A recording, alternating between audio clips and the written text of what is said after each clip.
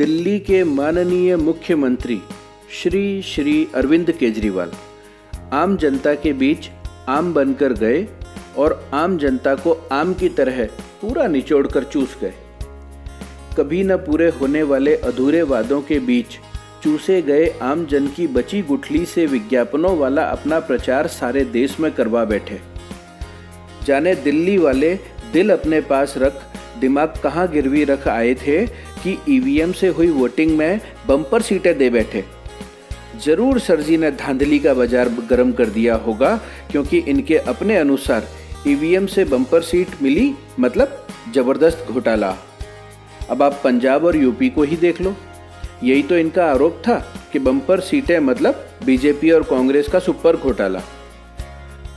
दोस्तों, अब तक आपने मेरा चैनल माइंडेड सब्सक्राइब नहीं किया है तो प्लीज़ इसे अभी कीजिए और साथ बनी नोटिफिकेशन बेल को भी क्लिक करके एक्टिवेट कीजिए ताकि मेरे आने वाले वीडियोस आपको टाइम पर नोटिफाई हो सकें। चलिए, वादों के ढेर, कुचले सपनों का ढेर, जीरो सिग्नल वाले फ्री वाईफाई, जरा से फ्री पानी के बाद लूट लिए गए लोग, थोड़ी सी सस्ती बिजली के बाद बिलों के भयंकर बोझ से दबी इंडस्ट्री, सफाई कर्मियों से वोट मांगकर सैलरी मोदी जी से मांगने को कहते सर केजरीवाल जी की फोटो से सजी दिल्ली के लोग, विज्ञापनों के खर्च के बाद क्या सर जी के पर्सनल कोर्ट केस की फीस भरने को तैयार हैं?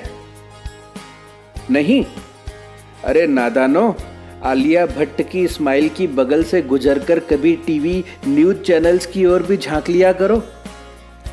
जी हाँ, सर केजरीवाल फिर एक बार आपकी गाड़ी कमाई खुद को आम आदमी कहते हुए अपने पर्सनल कोर्ट केस में झोंक देने की फिराक में है।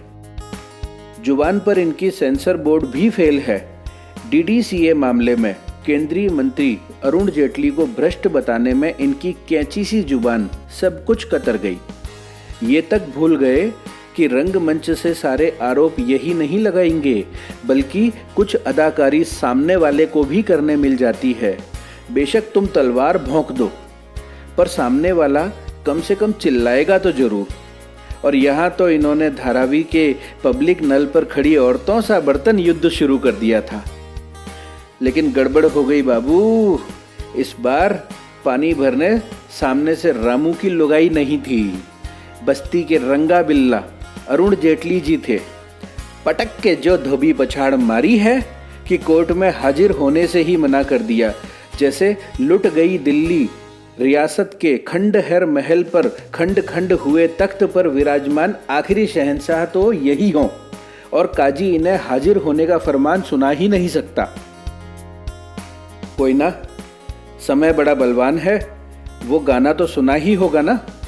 वक्त से दिन और रात, वक्त से कल और आज, वक्त की हर शय गुलाम, वक्त का हर शय पे राज। तो भैया, हमारे काजी जज साहब ने पहले तो इनको समझाया, न माने तो चुपके से डंडा दिखा दिया।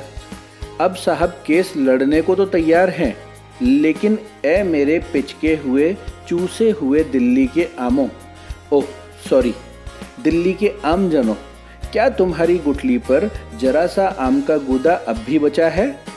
बचा है तो संभल जाओ मेरे चूसे हुए आमों।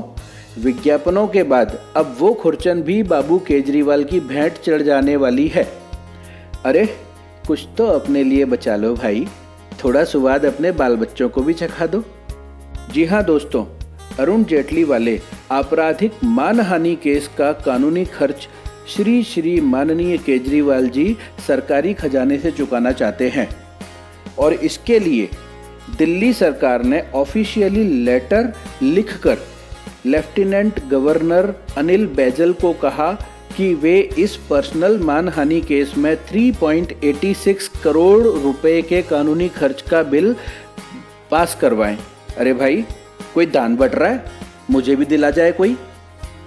टीवी चैनल टाइम्स नाउ, उसके पास प्रूफ के तौर पर दिल्ली सरकार का एलजी को लिखा हुआ वो खत भी मौजूद है जिसमें दिल्ली सरकार यानी केजरीवाल सरकार ने ये मांग की है।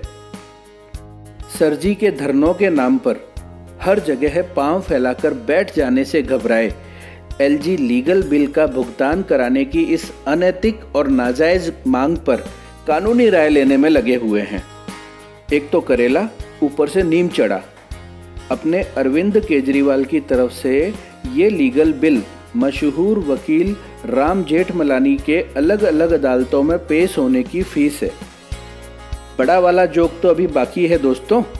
आपको बता दूं कि जब अरुण जेटली ने अरविंद केजरीवाल के खिलाफ डीडीसीए में मानहानि का केस दाखिल किया था, तब हमारे परम पूज्य जेठमलानी जी पब्लिकली ऐलान करके गए थे कि वो केजरीवाल का केस फ्री में लड़ेंगे।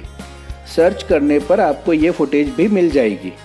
तो कह सकते हैं कि एक यू टर्निए का केस दूजे यू टर्न मास्टर के पास है, और तो और दोनों फर्जी फ्री प्रॉमिस करने के सेम टू सेम रोगाड़ुओं से ग्रसित है। हे भगवान, इतने सारे मास्टरपीस हमारे ही सामने। बहुत नाइंसाफी है बाबू। थोड़ा अमेरिका, चाइना, रसिया, पाकिस्तान ऐसी जगहों पर भी भेज दो। अरे सर जी, जब से राजनीति में आए हो बस मांगे ही जा रहे हो। भाई, मांग भरवा कर किसी कोने में चुपचाप बैठ क्यों नहीं जाते? दर्शकों को केवल आपके ही ड्रामे नहीं देखने, सास, बहू और बेटियों के लिए भी थोड़ी टीवी स्लॉट छोड़ दो सर जी। दोस्तों, आपको मेरा व्यंग्यात्मक फनी विश्लेषण अगर पसंद आया हो तो प्लीज़ इसी वक्त इस बीच वाले सर्किल पर क्लिक करते हुए मेरे YouTube चैनल माइंडिट को सब्सक्राइब करो, ताकि मेरे आने वाले वीडियोज़ आपको जल्दी से नोटिफाई हो सकें। और वीडियो को लाइक हिट करते हुए नीचे कमेंट्स में अपनी फनी और सटीक व्यंग्य शैली का परिचय दो। भद्दी भाषा नहीं चलेगी दोस्तों। अरे हाँ, ये ऊपर वाले दोनों वीडियोज़ भी ज़रूर देखिएगा, आपको पसंद आएंगे। फिर मिलेंगे दोस्तों। जय हिंद।